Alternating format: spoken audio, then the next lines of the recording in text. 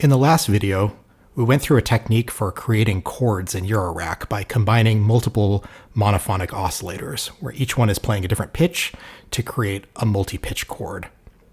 It was a very painstaking process that we did because we tuned every single note in the chord for each of the 4 voices per chord, and it requires a lot of manual tuning for each of the notes.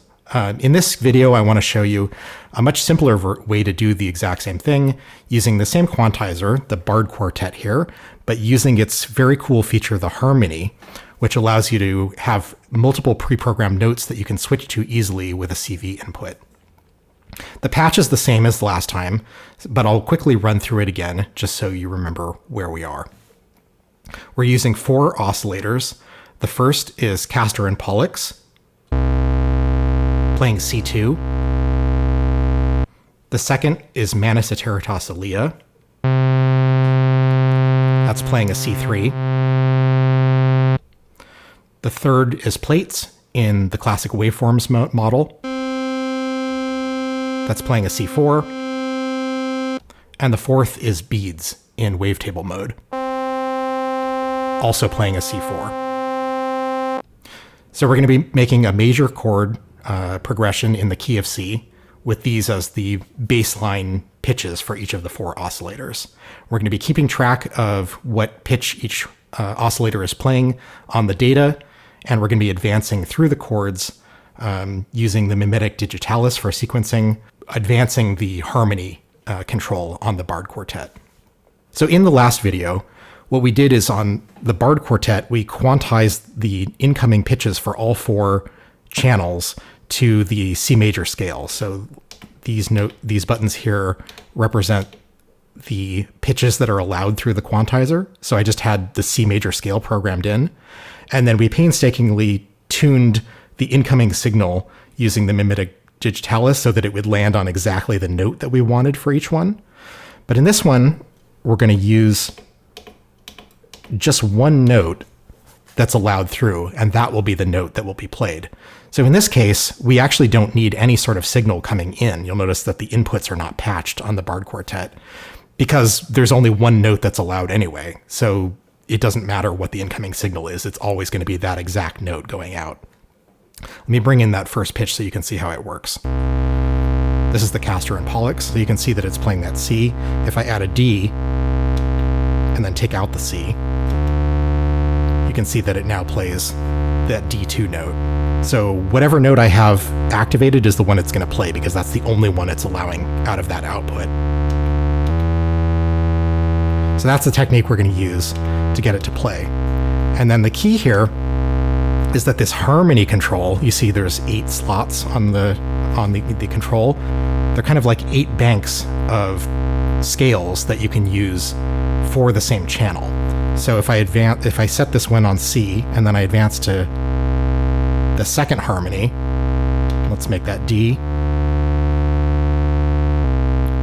then I can change the note by just advancing the harmony to the second position. Right? So that's the technique that we're going to use. And so 1, 2, 3, 4 slots on the harmony are going to be our 4 chords. So we're going to do the same scale as last time.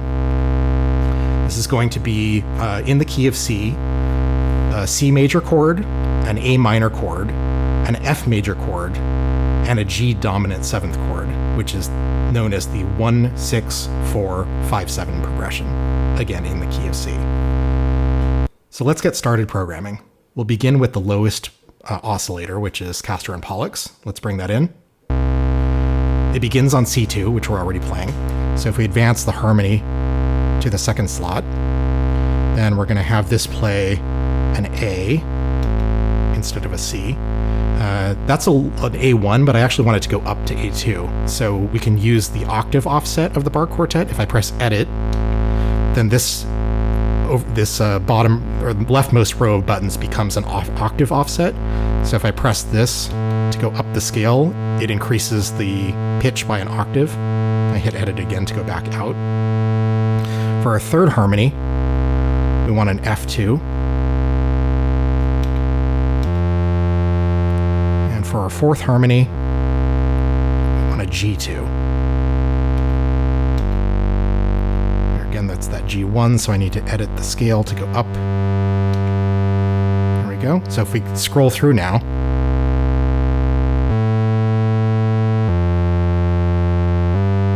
and you can already hear the bass of that chord. Okay, we've done with channel 1. That was much quicker than our original approach. Let's switch over to channel 2, which is Manus Aterotossalia. And let's program in the notes for this sequence. So this is going to be an E3 in the second position. That's the second harmony. We're going to play E3 again. The third harmony, we're going to play F3. And the fourth harmony is going to be D3. Okay. So there we go. Let's listen to the two oscillators together.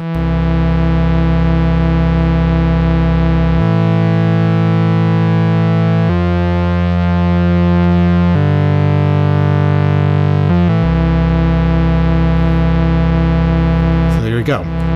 Getting started with our chord. Let's do the third channel, which is Plaits.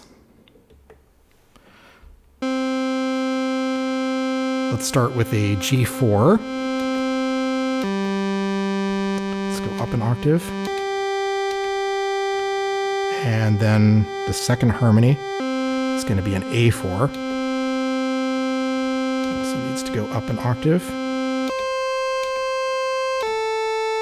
There's our A4. The third harmony is going to be also an A4. Up an octave. And then finally our fourth harmony is going to be F4. Okay. Let's hear the three together.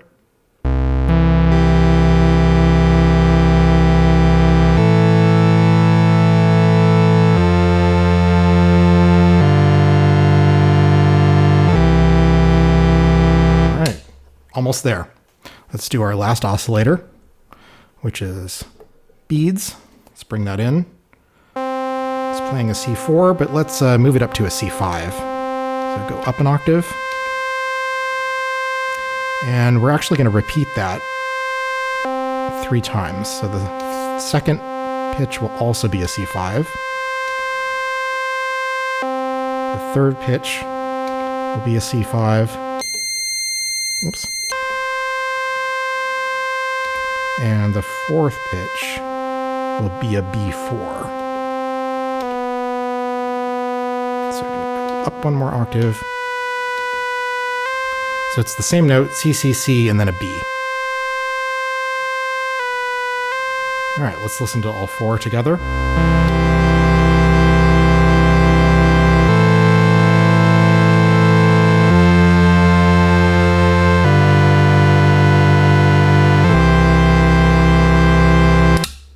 Much faster than the first time with the first technique. But we can still use the mimetic digitalis to sequence the progression, only instead of changing the voltages coming into the Bard Quartet for each step, what it's going to do is just go into this harmony input and advance this by increasing the CV value to scroll through.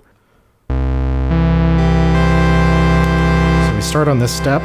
You can see here I'm using just the X row, so just this first row of 4 steps. I press X to advance to the second one, and if I turn this, then it's sending enough CV that we're advancing the harmony to the second slot. Let's go to the third one and increase the CV to advance to the third slot of the harmony.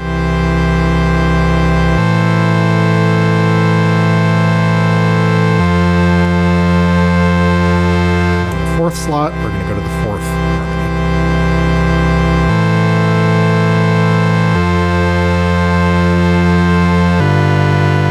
There we go. And now if I turn on the clock, it's going to advance those every measure.